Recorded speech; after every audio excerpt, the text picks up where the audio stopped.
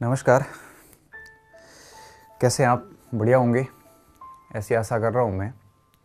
आज संडे हैं और संडे को चूँकि मोटिवेशन होना चाहिए, ऐसा आप सभी का मानना है और मेरा भी मानना है कि संडे को ऐसा ही कुछ अभिप्रेरणात्मक होना चाहिए जो बूस्ट मिले आपको और आगे 6 दिन अच्छे से पढ़ सको।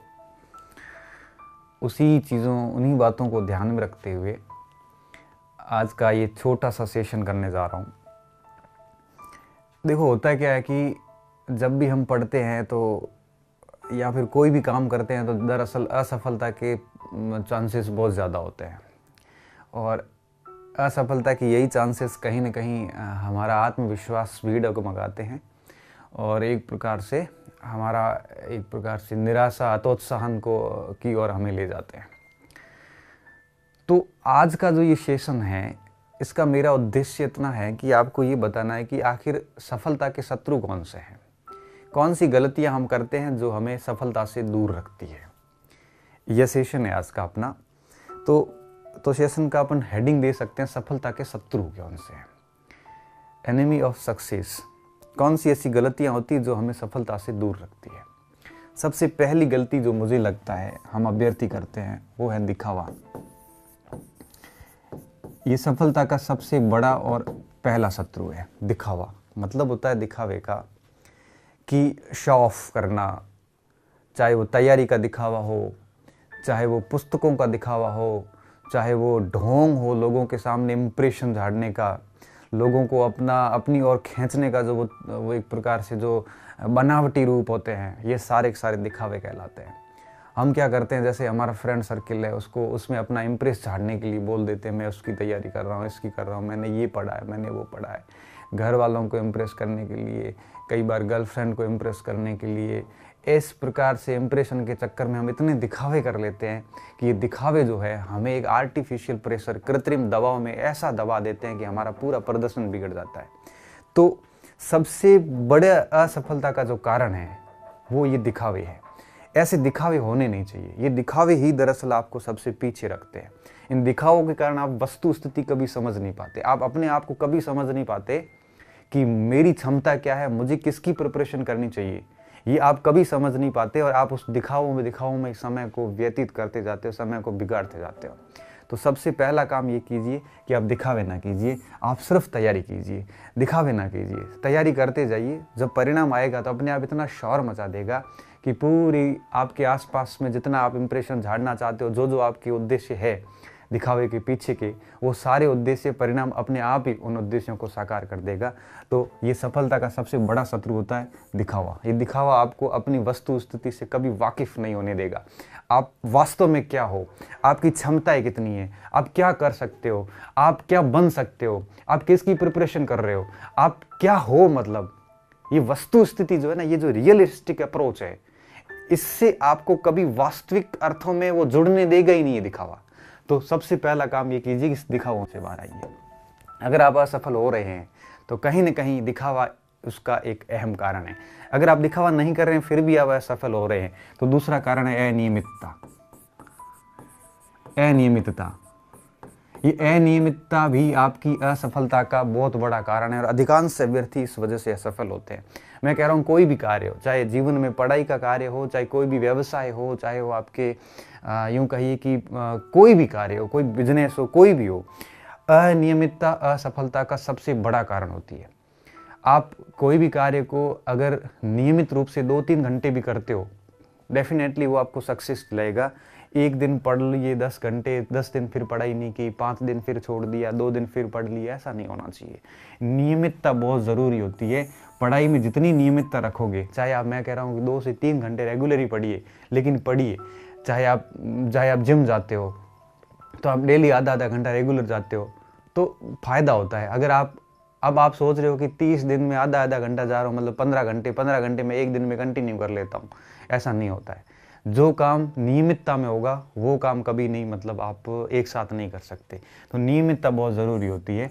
आपने महसूस किया होगा जैसे ही आपकी पढ़ाई छूटने के बाद में वापस उस पढ़ाई को फ्लो में आने में आपको करीबन 10 से 15 दिन लग जाते हैं। तो पढ़ाई जैसी नियमितता टूटती है, वापस उस नियमितता को बनाए रखने में या वापस उस फ्लो में आने में आपको 15-20 दिन आपके व्यय हो जाते हैं। इसलिए कह रहा हूँ स्टूडेंट, आप जो है वो अपने काम में नियमितता ज़रूर रखें। और ये नियमितता जो है ये कब बनेगी? नियमितता तब बनेगी जब आप ये सोच के रखोगे कि अगर मेरी नियमितता टूट गई तो 15 दिन सीधा डिस्टर्बेंस है और आप दुनिया से पीछे रह जाते हो। इसलिए अगर आप फेल हो रहे हैं तो दिखावा एक कारण है, अगर आप दिखावे नहीं करते फिर भी फेल हो रहे हैं तो मतलब ये है कि आपकी नियमितता नहीं है, आप अनियमित हैं, बिल्कुल अनियमित रूप से काम कर रहे हैं। उसके बाद में सफलता का तीसरा सबसे बड़ा जो शत्रु है वो होता है आपके अस्त व्यस्त होना। अस्त व्यस्त का क्या मतलब है? अस्त व्यस्त का मतलब होता है प्लानिंग नहीं होना। अब किसी भी चीज़ की जब प्लानिंग नहीं होती है तो बिना प्लानिंग के कोई भी कार्य सक्सेस नहीं होता है। हम कहते हैं ना, वो एक कोट है ना कि एक व्यक्ति कार्य की अधिकता से नहीं दबता है, एक व्यक्ति कार्य के अस्त व्यस्त होने से दब जाता है।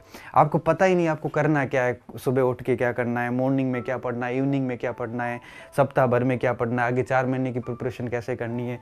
जब अस्त व्यस्त हो जाते हैं, जब कोई प्लानिंग नहीं होती है, नियोजन का पूरा अभाव होता है।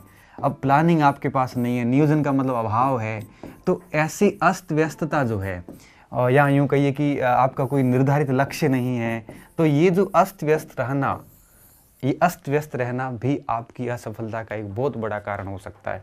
तो अगर आप मान के चलिए दिखावा नहीं कर रहे हो, नियमित भी बने हुए हो आप, लेकिन आप इतने अस्त व्यस्त हो कि आपको पता ही नहीं है कि एक दिन आप इतिहास पढ़ रहे हो, एक दिन भूगोल पढ़ रहे हो, एक दिन आप पता नहीं क्या पढ़ रहे हो, इसलिए होगा क्या? अंत में यही होगा कि समय खराब करोगे और आपको याद कुछ भी नहीं होगा। इसलिए कह रहा हूँ कि हमेशा नियोजन मतलब एक प्रकार से प्लानिंग के साथ काम कीजिए, प्रॉपर स्ट्रेटजी के साथ काम कीजिए। मैं जब पढ़ता था, मुझे आज भी याद है, मैंने काम कर रखा था कि 5-2 का रूल्स था मेरा। एक से 5-2 का क्या रूल्स था? 5 दिन पढ़ता था, जैसे मंडे से लेकर और फ्राइडे तक कंटिन्यू मेरी पढ़ाई होती थी, और सैटरडे और संडे 2 दिन, इन दो दिनों में इन 5 दिनों का रिवीजन होता था। तो ये मेरी प्लानिंग चलती थी कि सोमवार से लेकर शुक्रवार तक पूरा पढ़ूंगा और शनिवार रविवार रिवीजन करूंगा। जैसे ही अगला सप्ताह स्टार्ट होगा, मंडे से वापस स्टार्ट करूंगा, जहां शुक्रवार को छोड़ा था वहां से सोमवार को शुरू करूंगा और मैं शुक्रवार तक आऊंगा।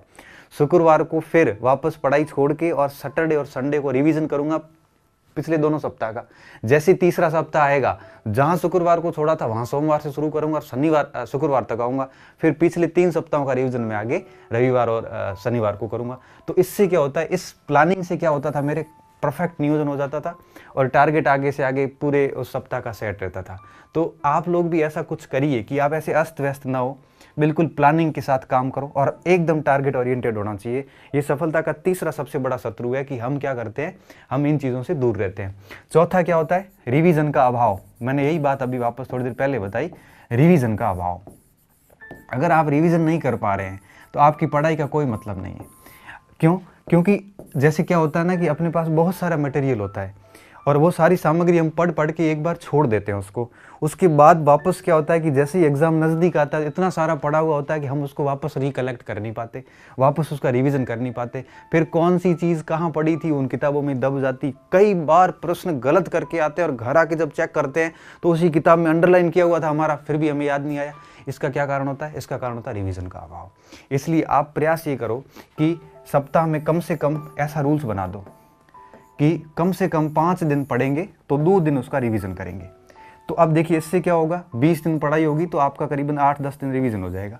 इससे क्या होगा, इससे एक तो नियमितता बनेगी, इससे आप नियोजित होंगे, अस्त व्यस्त भी नहीं होंगे और एक ही टॉपिक का कई बार रिवीजन हो जाएगा। और अगर एक ही टॉपिक का कई बार रिवीजन होता है तो डेफिनेटली जो है वो आपका इस चीज़ें इतनी अच्छे से तैयार होगी कि कोई आपको असफल नहीं कर सकता।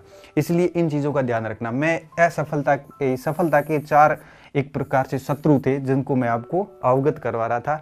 अगर आप इनमें से किसी एक में एक प्रकार से फंसे हुए हैं तो आपकी असफलता जो है वो उसका असफलता का कारण बन सकती है। इसलिए जितना हो सकता है जल्दी ये सुधार कर लीजिए अपने आप में कि अपने आप को इन दिखावों से, बाहरी दिखावों से दूर रख लीजिए। अक्सर देखा होगा कि जब रिज़ल्ट आते हैं एग्ज़ाम के तो उस रिज़ल्ट में ऐसे ऐसे नाम आते हैं जो हमने कभी सुने ही नहीं होते हैं, और हमने जो नाम सुने होते हैं बड़े बड़े, ये सिंह वो राम, इतने बड़े बड़े नाम, इसका पक्का डेफिनेटली सिलेक्शन है, इसका तो टॉप रैंक के साथ सिलेक्शन है, वैसे नाम अंतिम लिस्ट में गायब हो जाते हैं और अंतिम लिस्ट में ऐसे नाम आते हैं जिनका नाम किसी ने नहीं सुना, बिल्कुल डार्क हॉर्स की तरह। इसलिए कहता हूँ कि दिखावे मत कीजिए। जो आपने बड़े बड़े नाम सुन रखे थे, जो एक्सपेक्टेड थे रिजल्ट, उनका नाम भी नहीं था, वो दिखावे थे। और ऐसे नाम अंदर आए, ऐसे बच्चे टॉप कर गए जिनका नाम कभी सुना नहीं था, वो रियल थे लोग। इसलिए कहता हूँ कि दिखावों से हटके अपने आप को गुमनामी की दुनिया में गायब कर दीजिए। और जब तक अंतिम लक्ष्य प्राप्त नहीं होता तब तक आप है वो एकदम दुनिया से गायब रहिए और अपना पूरा का पूरा फोकस अपनी तैयारी पे कीजिए। इन दिखावों पे अपनी एनर्जी खराब ना करें। बस सबसे बड़ा कारण मैं ये मानता हूँ, इसलिए आप इन दिखावों से दूर होकर अपने आप को इस दुनिया की सारी जितनी भी ये ढोंग हैं, इन सारों से दूर करके सिर्फ अपने आप को किताबों तक सीमित करोगे तो डेफिनेटली आप सक्सेस होंगे। दूसरा, अपने आप को नियमित करो। भले आप 2 घंटे पढ़ो, लेकिन नियमित करो। प्लस नियोजित करो अपने आप को, बिल्कुल प्लानिंग के साथ काम करो कि मुझे 1 महीने में टारगेट सेट करो कि 1 महीने में क्या पढ़ना है। 1 महीने में मुझे जैसे भूगोल पढ़ना है तो मुझे इस पूरे भूगोल को 1 महीने में कैसे पूरा करना है, इसकी प्लानिंग करके चलो। अपने आप को घंटों में मत बांधो कि मैं 8 घंटे पढ़ूंगा, सुबह इतने बजे उठूंगा, ऐसे घंटों में मत बांधो। आप अपने आप को ऐसे प्लान करो कि मुझे आगे के 2 महीने में मुझे ज्योग्राफी और हिस्ट्री पूरे करने, क्योंकि एक सब्जेक्ट को एक साथ एक दिन में आप 2-3 सब्जेक्ट एक साथ पढ़िए, बड़ा मजा आता है। क्योंकि एक सब्जेक्ट में हम बोर हो जाते हैं, तो 2-3 सब्जेक्ट एक साथ लेके कितने महीने में पूरा करना है, तो महीने का टारगेट सेट कीजिए। उसके बाद में पर डे उसको जितना आप, जब तक आपकी आंखें थक नहीं जाती तब तक उसको पढ़ते रहिए। और इसके अलावा सप्ताह में 5 दिन पढ़ें तो 2 दिन इसका रिवीजन करें। बस रिवीजन करते जाए। और फिर कहते हैं ना, जब कंटिन्यू आप रिवीजन करते जाओगे तो वो चीज़ें इतनी कंठस्थ हो जाएगी कि बिल्कुल भी आपको दिक्कत नहीं आएगी। रिवीजन आप किताबों से भी कर सकते हो। अगर आपने किताब को 2-4 बार पढ़ के शॉर्ट नोट्स बनाए हैं तो नोट्स रिवीजन कीजिए, किताब पढ़ने की वापस आवश्यकता नहीं होती है। तो इस प्रकार से इन 4 चीज़ों का ध्यान रखोगे तो निश्चित रूप से सफलता जो है वो आपके कदम चूमेगी और आप एक बार निश्चित रूप से सफल हो जाओगे। और मैं आपको एक लास्ट में जाते जाते एक और बात बता दूं, जब तक ये सफलता नहीं मिलती है ना, तब तक हमें बहुत ऐसा लगता है कि पता नहीं कितनी मुश्किल से मिलती होगी। जब तक नहीं मिलती तब तक हमें वो इतनी ऐसा लगता है जैसे सफलता पता नहीं कौन सा पहाड़ है जो हम चढ़ नहीं पा रहे हैं।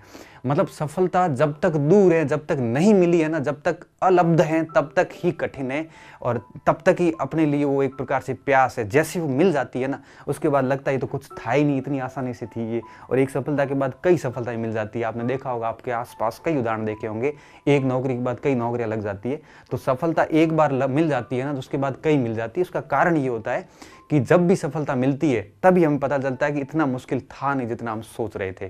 तो इन सारी कमियों को दूर करते हुए आगे बढ़िए। मेरी शुभकामनाएं आपके साथ है। आज संडे था तो संडे मोटिवेशन का एक प्रकार से मेरा ये प्रयास उम्मीद करता हूँ आपके लिए उपयोगी सिद्ध होगा। हंसते रहिए, मस्त रहिए, पढ़ते रहिए और इन सारी कमियों से दूर होकर आगे बढ़ते रहिए। धन्यवाद।